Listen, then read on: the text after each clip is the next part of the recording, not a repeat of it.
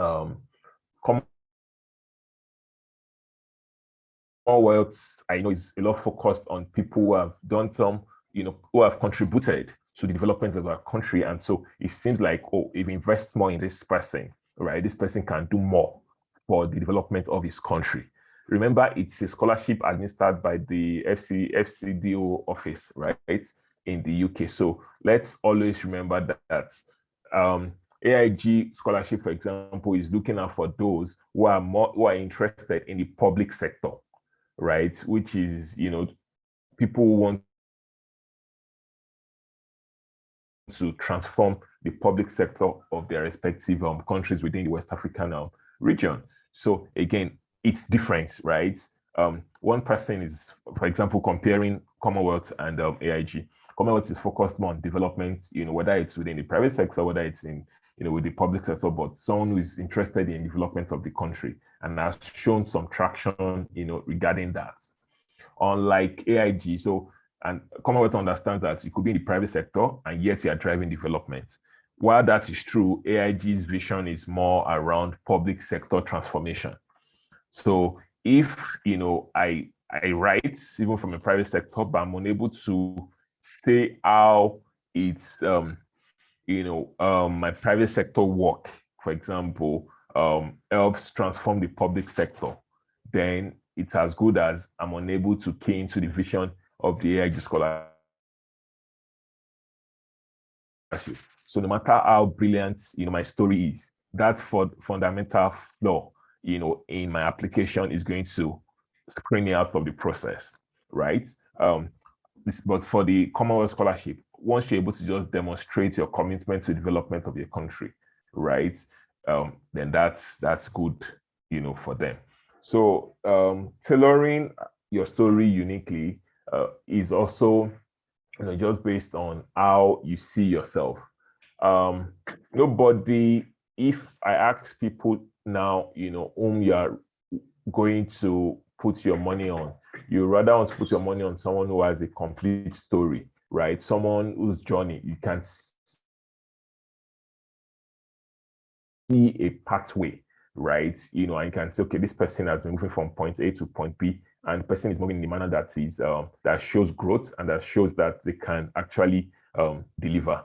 So if you're able to do all of that, then you are sure that you're on the right path. It's not just waking up in the middle of the night, in quotes, and then saying, oh, I want to apply for this fellowship or for this scholarship, when you don't exactly have a story, that shows your growth or your movement, along that line.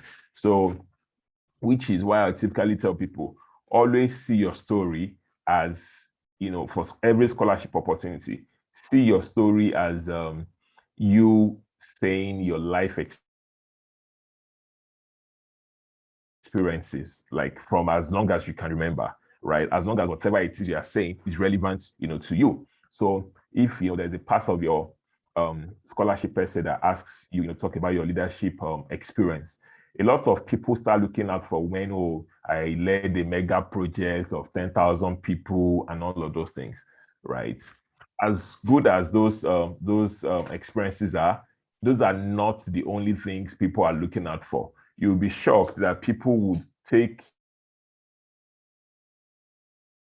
it from you if you say, oh, as a grown-up child, I had three other siblings, three younger siblings, that we had to take care of, and then share an experience where you're able to lead your siblings, right?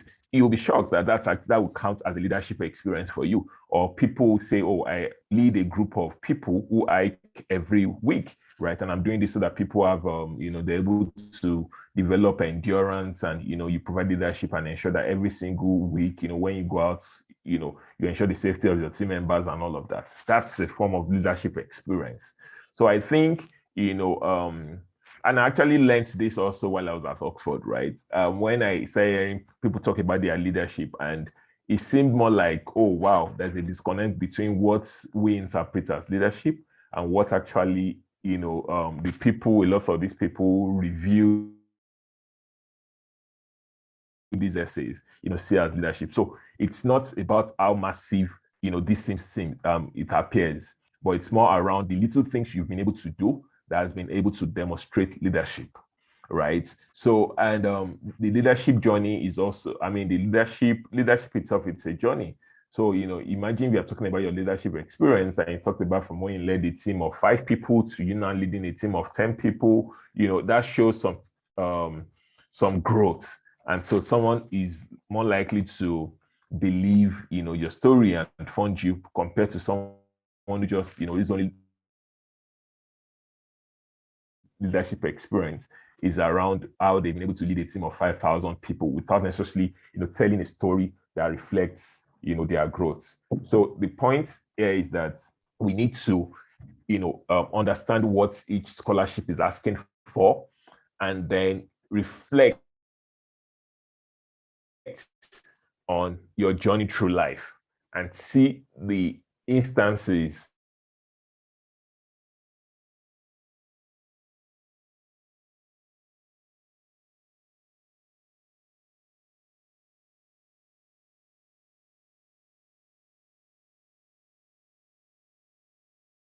not necessarily mean, your 9 to 5, right? So if, for example, you've not really had you probably don't have a job, right? But you've been able to volunteer at some point, you've been able to do some form of internship or the other. All of those count as professional experience. Now, some other scholarships to say, will discuss professional experience separate from your volunteering experience. But for most, there is always that overlap. So you can always, anything that you've did, as and whether you're paid for or you're not paid for, but has to do with working with other people, right? Could count as a professional experience. They could also again ask you about leadership experience, right? So you also talk about that. A lot of scholarships would ask you about your post goals, or what some people will call your mid or long-term career goals. So you should also craft that out in such a way that it tells, it helps you paint a better picture. So it will not make sense, for example, for you to say, oh, you're applying to the AIG scholarship, and then they ask you, so what's your post-study, career goal? What's your long-term or your mid-term goal? And then start talking about how you want to set up, you want to set up a private firm, that would private technological firm and all of those things, Yes, that may be very good, but definitely that does not fit into the vision of that particular scholarship. And so you already know that you've lost points, on that particular path of the application. So, however, you could say, your vision, if you are, for example, going for MBA, and then you say, okay, you finish this, you want to go into this, and you get investors, or you have a business and your plan is to scale up your business, so that in 5, 10 years time, you'll be the largest employer of labor, and thereby contributing to the growth and development of your country. That's again would be something sellable, because that's what the MBA is all about, right? So, think about the opportunity and then tailor your scholarship essays or application to that opportunity. Now, in some other instances, right? So what some scholarships will just ask you is to write, say, a 1,000 personal statement on why you think you're the ideal candidate, for this scholarship, or 500 or 450. I mean, again, it varies across board. So for that, right, when you are given like a blank check, I always still tell people there are basic elements, that should even still reflect, right? Which is more like your journey. All right. And it's quite similar to what you write, for your motivation letter, even for your admission. So basically, it is that you must have a background or an introduction, then you have the body, and then you have a summary, right? That's like, for me, like the broad structure, right? So under the background, it's more around why you want that scholarship. Basically, like, why are you applying, for that scholarship? If it's tied to a course, you're also going to tell us why you're applying, for that course. So that sets the tone in such a way that the person picks up your essay to read, the person doesn't want to drop it, right? So you start with that background, why you want to study the course, why you want that particular scholarship, or what that scholarship would, help you achieve, right? So, and then in the body, you talk about your previous experience, right? And how you've been able to, other experience has aligned with the vision or of the aim of that scholarship. So if it's something that focuses on entrepreneurs, right, you want to talk about it, right? Maybe things as little as though as a little kid, you're helping your mom, sit out in a store, and that's what, sorry, there's noise from the background from someone. Yeah. So, so you want to talk about that. It might be as, again, like I said, something as simple as, I start, helping my mom with her trade. And that's how you got exposed, to entrepreneurship. It could be something as simple as that. It could be something as simple as, you had a difficulty while you're in university, and then because of that, you need to fend for yourself. And then, whatever the case is, right, just tailor your application to what you think the scholarship, is seeking out to achieve, right? And then once you are done, with that, talking about your experience and how it ties to the scholarship, you also then need to talk about what you are bringing on board, right? Which is more around how you would, contribute, to the vision of that scholarship body, or, the values of that scholarship body. And more importantly, what you're also going to, contribute, to the class, whether it's within the scholarship, body, or the larger, your larger classmates, right? You need to tell them what you are bringing on board at every point in time. And then, of course, you link it to your post study career goals and vision, and your long-term goals too. So that also needs to come out clearly. So I think on this, people may have questions, and if you have questions, please let me know, in case people have questions, that I've not missed, that I've not taken. So, having said that, I would then say, after you've tailored your scholarship, your application, your essays, or whatever form of application to the scholarship, one other important piece I want to talk about is references, right? So some scholarships will require you to provide references. I know the Commonwealth does that, Chevron does that, and it's always good, to get good referees, right? And when you talk about good referees, I'm not talking about that. I'm sorry to say, and apologies. I'm not trying to insult anyone, but I'm in high school in Ife, so, and I can speak for some of my professors back in Ife. You could send them, and you could drop their emails, and some of these professors, are not checking their emails regularly. So it may even be a well-known professor that you think will carry weight, but if you multiply 100 by 0, you're still going to get 0. So if that professor, as renowned as he is, if he doesn't check his email, or is unable to respond to it, then that means he's not going to submit any any reference for you. However, you could just have a mid-level lecturer, for example. You could have a mid-level lecturer, but who is more tech savvy, and always checking the email, and then he would provide very good reference for you, even though he's not as renowned as the professor you were trying to use. And then that would really count. Also, it's not sometimes about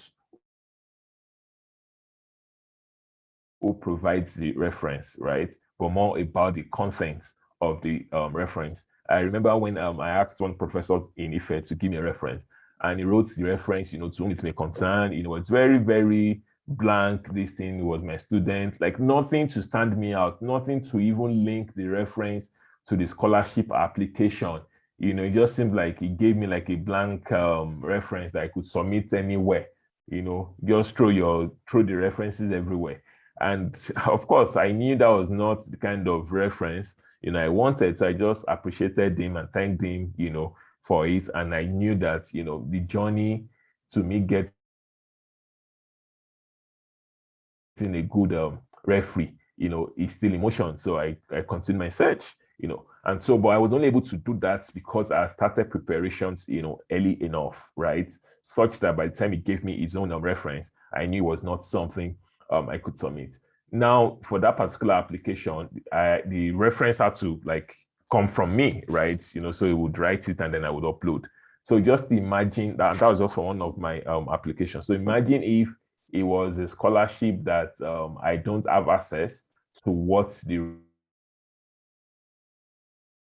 referee writes or I submits, the process. They may have just written anything, something that blank, and submitted, and that would be it. So we should please, submit good, choose carefully select referees that know us, right? That can write good things about you, that has insight into your work or your academic performance, previously. So it must, someone who can compare you with people on your level and then say, okay,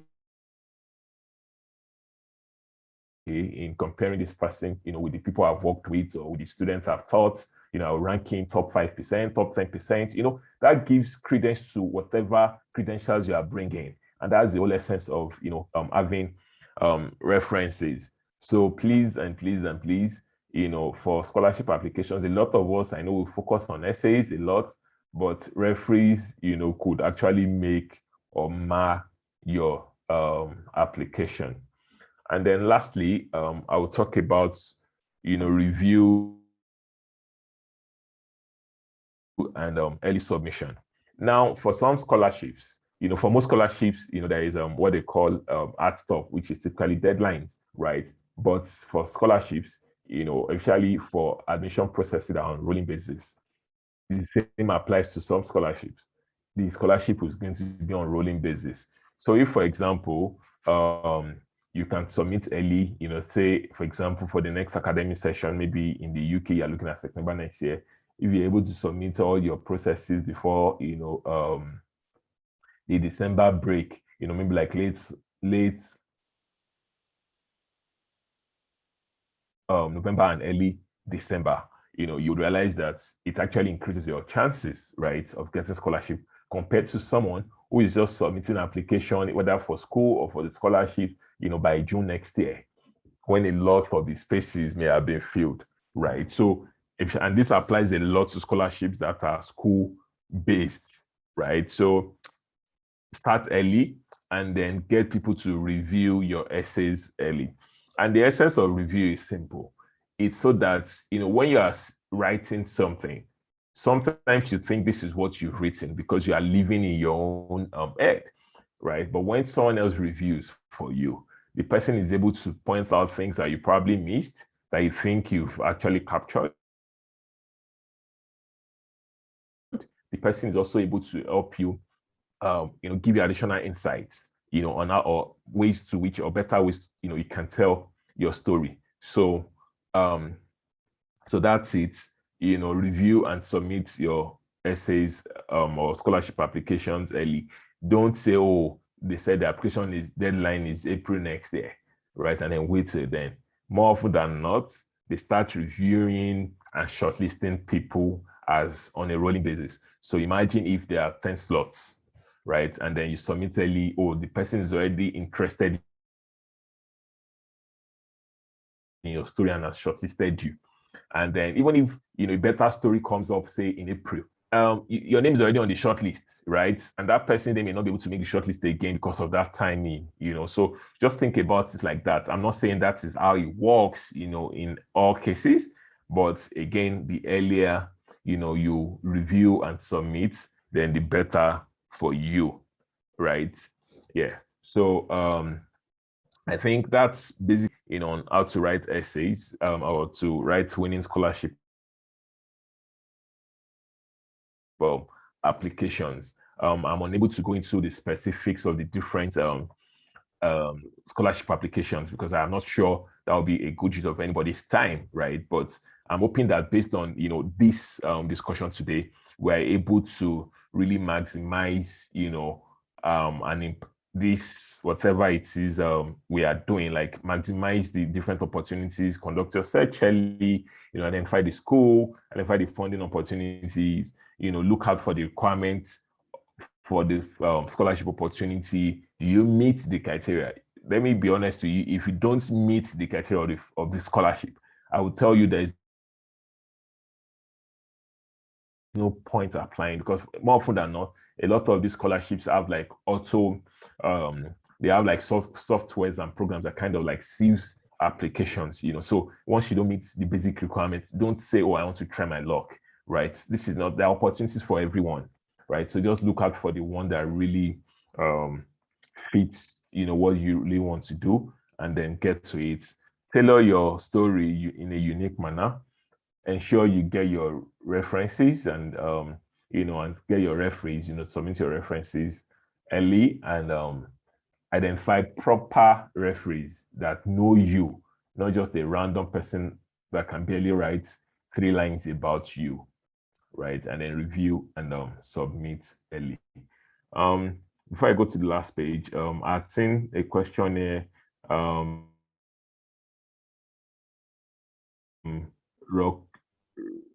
Rokub, I hope I pronounced your name properly. He said, how can we know if our desired school is a partner of the scholarship organization? So to get this information, what you need to do is to first check the scholarship website. I'm sure for scholarships, they will tell you, the courses they fund or the schools, that they support and all of that. And if you check the university website, so a lot of the universities also have funding opportunities, right?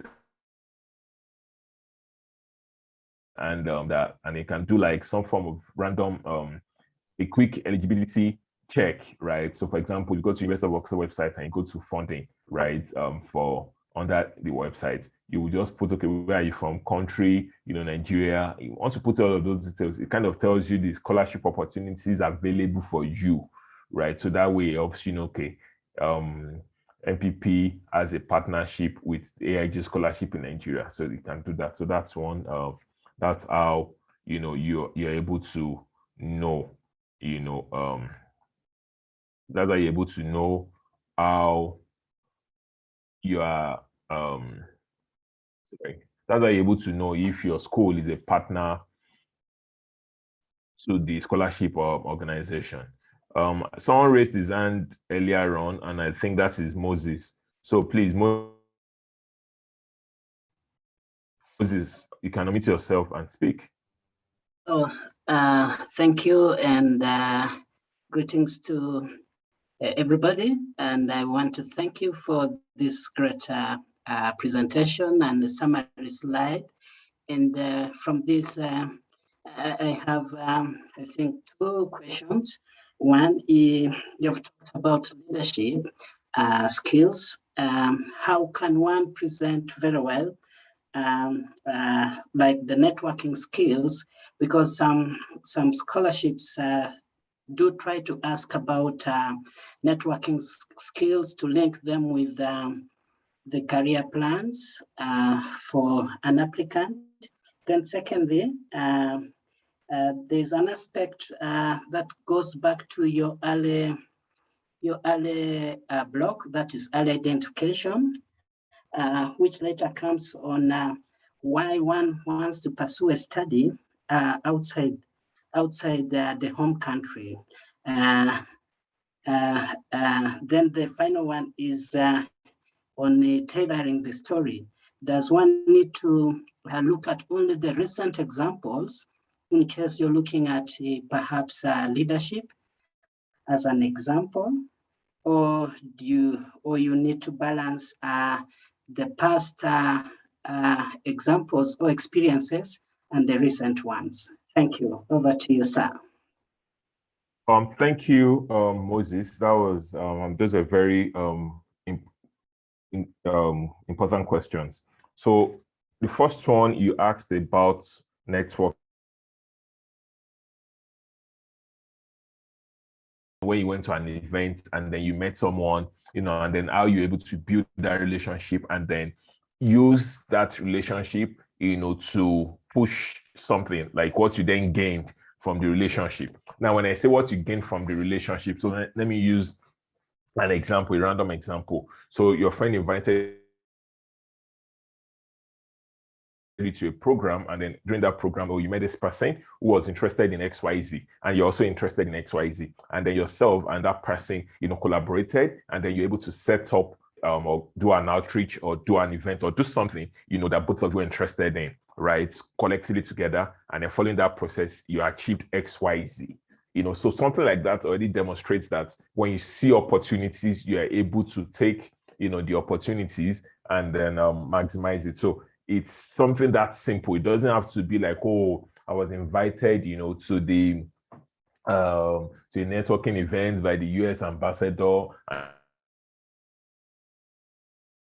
And then while I was there, I met the ambassador of Germany to Nigeria. It's some of those kind of networking experiences are not things that, quote and unquote, you may be able to use in the immediate or to demonstrate results, right? So you should be able to use, give experiences and set examples of how you've used your networking skills to actually achieve results, not just to demonstrate that, oh, I can meet this person. But when you meet that person, what do you use that network, to achieve? And I agree with you, that's pretty tied to your post-study plans, right? Because you then believe that after school, you should be able to leverage the different networks, you built while you were in school to advance your career, right? And or to advance the development of your country. Do you understand? So, for example, the Mandela Washington Fellowship is very keen on that, such that, fellows are given opportunity every year, to apply for grants, to bring in people that they met, while they were in the US for the fellowship to Nigeria to establish some form of collaborative efforts. And the same thing, a couple of other fellowships, other scholarships also do some form of exchange or the other, even post grad. So it's very key that you're able to maximize your networking skills to advance your career development. Your second question was around early identification of schools. I'm not sure if it was a question or if it was a comment, right? So you may please want to clarify that, for me, what you actually meant. But before I go to that second point, right, which was around early identification, then the third point you made was around telling your story, the balance between recent experiences and previous experiences, right? So which should should you prioritize, right? I think that's your question, if I'm allowed to paraphrase.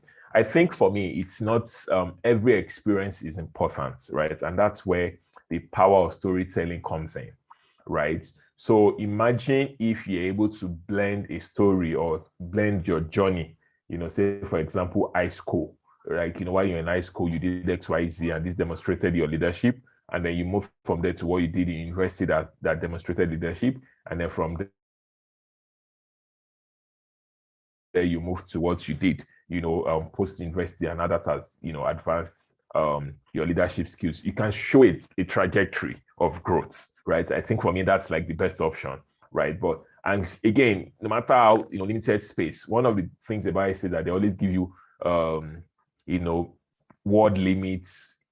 And it's because if you leave it blank, people can write 4 pages, right?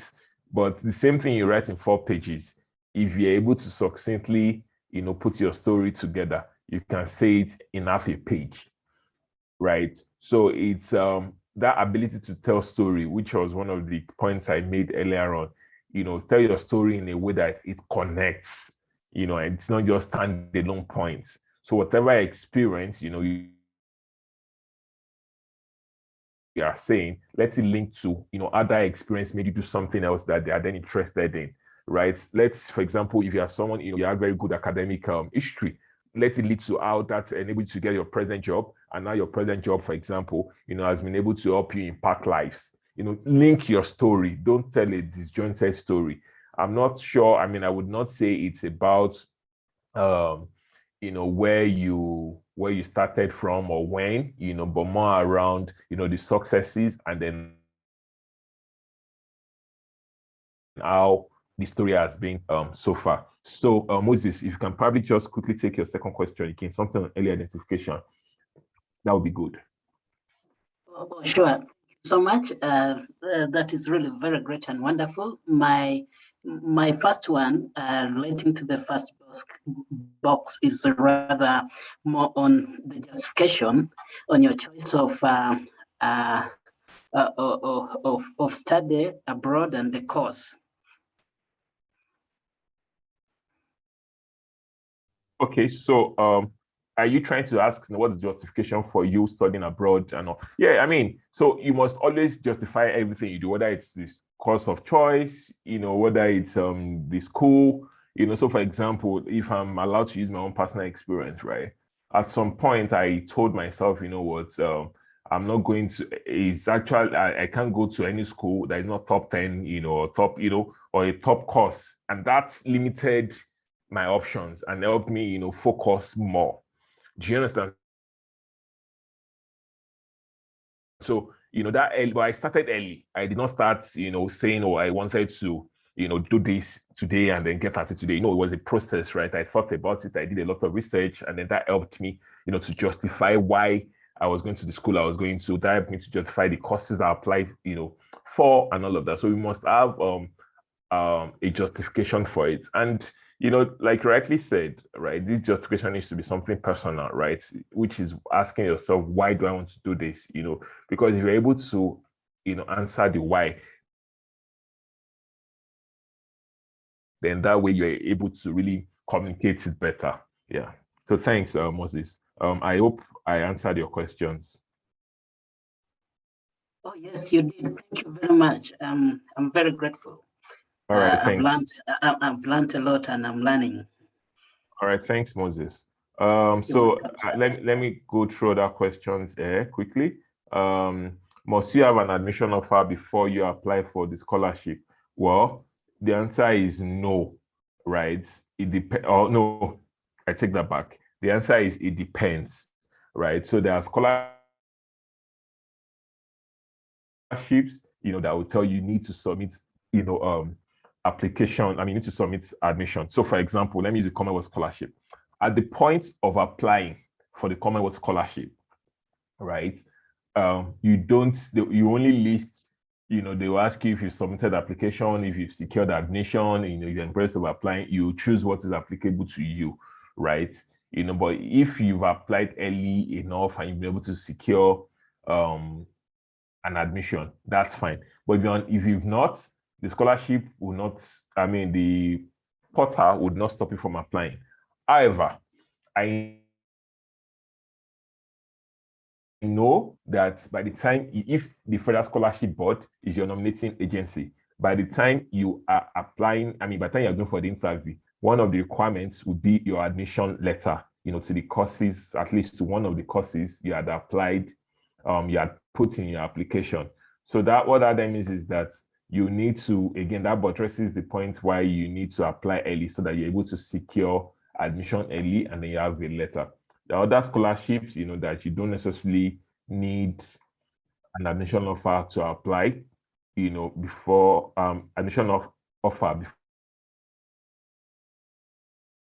before you apply, right? So again, it depends on the scholarship, but generally, for Chevening, also you don't need to have secured admission, but it's expected that before, I think maybe before the interview process, you should have gotten your admission. I hope that answers your question, Samson. Your advice, Alabi says, your advice for seeking or writing a supervisor. Now, for this, right, seeking or writing a supervisor. So I'm hoping this is for a DPhil or PhD programs, right, generally, and not necessarily master's program. Because for most master's program, I'm not aware if you need to identify a supervisor. But I know for a lot of PhD programs and DPhil programs, in some schools, you are supposed to identify a supervisor yourself, right? In some other schools, they actually pair you based on your research interest with possible supervisors. So my advice is that you should do your research early enough. Again, takes us back to the first point, which is early identification of school course and funding opportunities. So if you are able to, seek advice, get what you want early, you can go to the school's website and then find professors or members of the faculty that have the same research interest as you, and they can reach out to them, based on that. For most of them, they will then tell you to send them like an abstract or or your research proposal or your previous body of work, so that you can have a sense of, if you are that student they are willing to work with, right? So, and for most of the universities abroad, at least, this information is readily available on their websites, right? Such that, each professor's area of interest is there for you to see, okay, I want to do something in maternal health. So is this cool? Did I have a professor that's interested in that, in maternal health? Or is it something on agriculture and sustainability? Did they have a professor that is able to do that, right? So I'm sure you can always find those information on the website for the school. Unfortunately, if it's a Nigerian university, I'm not sure where you get them from, but since I guess most of us are looking at schools outside of the country, and so definitely such information will be available on the university's websites. Olushola, okay, thank you, Olushola. How do one write a research proposal? Wow. So for research proposal, it's an academic piece of work, right? So basically, a research proposal is like a summary, of what it's a summary of your work, right? So how you would then go about how you want to go about it is dependent, on what you are writing on.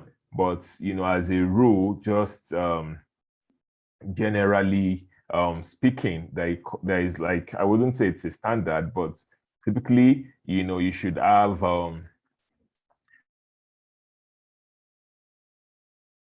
like a structure to it that can then easily adapt. So basically, it's more around a background, to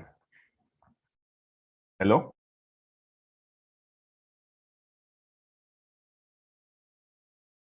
We are with you. We're with Hello? you, sir. Can you hear I me? wish, yeah, we are with you. Okay. Okay. Okay. I sent you a message. Hope you saw the message, sir. Let me see. Okay, just scroll. Yeah. Oh, okay. Thank you. Okay, great. Yeah. Yeah. So so basically it's you probably need to be able to describe, like an introduction, like a background, to it, what you intend to also achieve. And then you need to also talk about describe your methodology, for the research work, you want to do. Is this something going to be like a qualitative, or is it a quantitative thing, or is it a mix of both? What are the different sources of information? Just you need to also be able to describe your methodology. In some other instances, they would ask you about the foreseeable risk, or ethical considerations. All of that needs to come up, in your work. So to cut long story short, it's an academic thing, and it's not something I can really go to town with at this point. About SOP, can you enlighten more on that? For SOP, I think basically it is more around you being able to, just say a convincing story, right? So SOP is statement of purpose, right? So you need to be able to tell people, why you want scholarship, what you are bringing on board, what you intend to gain from it, how you contribute, to the scholarship or to the program, and how that would actually help you move closer towards your career goal, right? Okay, I hope I've answered that. Someone talked about CV. What's the difference between a normal job CV and a CV that's required for scholarship application? Now, for CVs, some bodies will actually give you like a template to follow, so you just fill it in because they know what they're looking out for.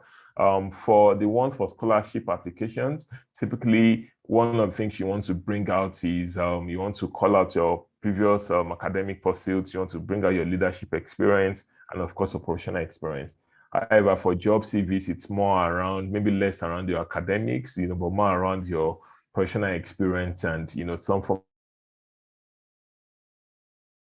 of leadership experience. So there are different formats of CVs depending on what, story you're trying to tell.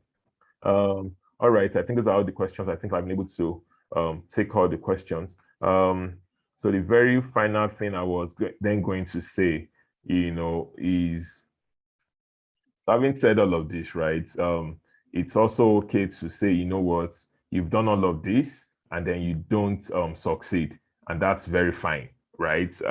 It could be disappointing, but I like telling people that it's very okay. I've gotten a number of scholarships and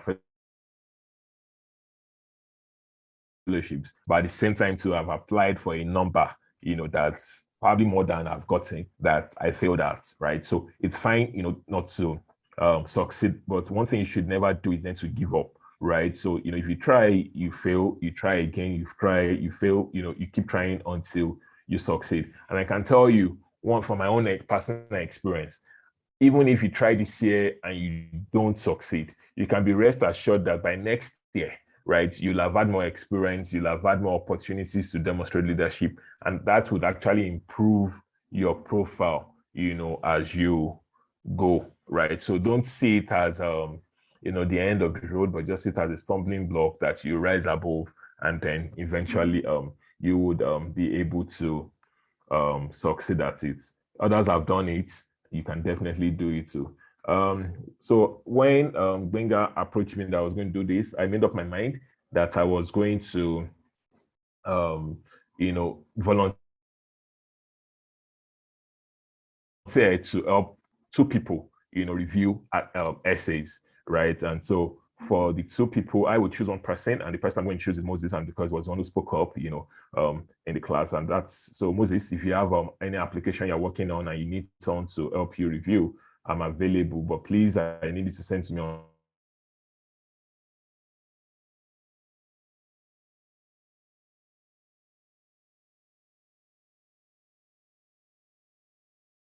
for scholarships, right? So I'm available to walk you through this process, and I'm hopeful that at the end of it all, we're able to demonstrate some form of success. And then the other slots I will leave to the organizers, to determine who gets that. Thank you everyone for participating. I'm sorry I took longer than I would have, I was planning to, but I'm hopeful that, we benefited one thing or the other.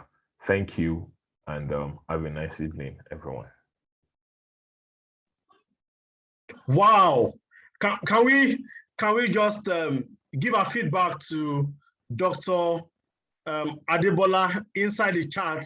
Can we just appreciate him for not just unraveling a lot of secrets to us, for also offering to support the review of about 2 persons' application. Thank you so much. I think this is one of the best gifts we will ever have this particular year. Thanks for that impactful, enlightening, and robust presentation. We so much appreciate you. Thank you so much. Thank you so much. And the way you actually handled this is actually very, very intriguing. You said that we should never give up. And that made me to remember that the popular saying that success is not overnight, success is over time. So if you try this time around and you don't make it, then you try again, because you're not starting from zero, you're starting with experience. Thank you so much for that very concise but very detailed presentation. And I even love the fact that you actually addressed all the questions that we had in the chat. And then that took a bit of time. And happy to let you know that we recorded this session. So even if I have a broken record, the facilitator has a singular record that we can also share with everyone. So we would encourage us to all join the WhatsApp group, because that's where we drop the link. Or even, okay, from the email, if you register for this, we will send you the link for download of the recording in your email so that you can reflect on these things that has been said. Thank you so much. I think it's been a time well invested for us in this part of the world, this evening has been a very rewarding part of our weekend. And I thank everyone for logging in. At some point, we had up to 30-something people logging, but now we're also up to 40 people logging, but we're not down to 28. But while you were speaking, Dr. Adebola, I saw a few Oxford scholars on the call, but I'm not sure they are here again. Yes, okay, I can see some of them. So I want to thank everyone for coming. And I know that what you have gained today, if we put it to use, it will actually, it will help us to go a long way. So I need you to keep appreciating Dr. Femi for that wonderful presentation. Let us let him feel welcome and appreciated for the sacrifice and for the depth of that presentation. So once we get enough thank you to Femi, then we will call it a day. But let me give one more person opportunity to speak up. Just one more person. Moses has asked question, other person has asked question, but I just need one more person to just raise up their hand, and then we call the first person to raise up their hand. We call them to ask one more question or make one more comment before we call it a day today. Is there someone that has something? Okay, excellent. No. The first person I saw is Queen Esther. Queen Esther, you can unmute and then say something, ask your question or make a comment, then we call it a day. Over to you, Queen Esther Anayo. Yeah. Okay, thank you very much, sir. Like, I am totally wowed.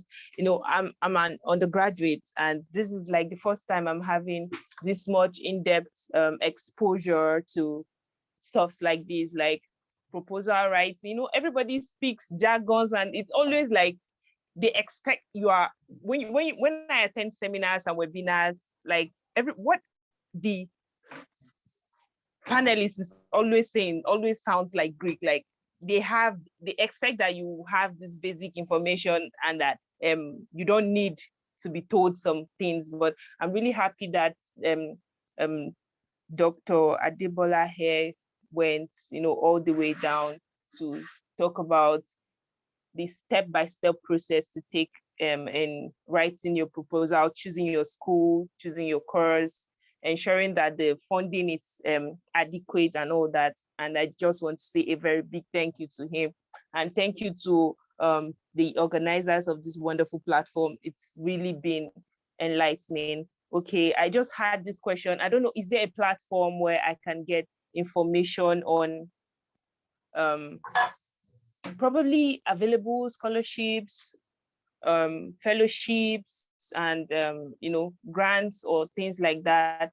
Is there maybe a group or maybe a, you know, a kind of like a society of or maybe an online society of intellectuals where they share information on things like this? I don't know if there's any such thing. Yeah, thank you so much for your comments, Queen Esther. And I'm actually very intrigued at the fact that you've started preparing for the future you want to feature in. So somebody says success is preparation meets an opportunity. I'm happy that you took this opportunity today to prepare ahead. So when you graduate and you are winning all the scholarships, people will know how much you have invested in developing yourself ahead of time. So one quick one that comes to mind, we'll do a compilation and share with everyone on the WhatsApp group of Rights to Win. One that quickly comes to mind is Opportunity Desk. So just go to Google, search Opportunity Desk, and then you see every announcement of scholarships that we have across the globe. Masterclass Club Scholarship, AIG Scholarship, Chimney Scholarship, other fellowships, programs. Then also, I think you need to select the people that you follow so that you can know the kind of fellowship that they also have participated in, so that you can learn from them. This particular webinar, we hope to make it regular, probably maybe once in a month, where we look for something intriguing to discuss and then we bring experts to break it down for us so that we can build capacity. So those things are not taught in the 4 walls of the university. We can gain that experience, leveraging on the technology that COVID has unraveled, where we can all connect from different countries and learn from each other. While we have people from Port Harcourt, Abuja, Tailoring, Zimbabwe, people connecting from Kenya, we are also able to learn. Thank you so much for your comment, Esther. Thank you, and we are so grateful to Femi Adebola for this fantastic presentation, for this offer, and I congratulate Moses for winning that opportunity to get his essays review. On our WhatsApp group, we throw it open, and then we'll be able to get one more person that will benefit from the review. And you remember the first edition, we had Dr. Mohamed Salih, who also offered to help some people review their essays. So we'll be collating that, and then we also tap into the wealth of the scholars that the community of scholars that we belong to ensure that they help and support people in reviewing. So your participation in this webinar will not be a waste of your total time. It will be a well-invested time. So once in the group, we will call for people to submit their essays and pair them up with an expert to help them to review the application. So thank you so much. Thank you, everyone. I think it's been a useful time. Sumto, apologies, we'll not be able to take your call. We are past the hour. Thank you, everyone. Do have a wonderful time. We have your email and we have your permission to continue to send you emails of forthcoming or upcoming events. Thank you, everyone, for coming. I so much appreciate you. See you again sometimes in the month of October. Thank you. Bye-bye, everyone.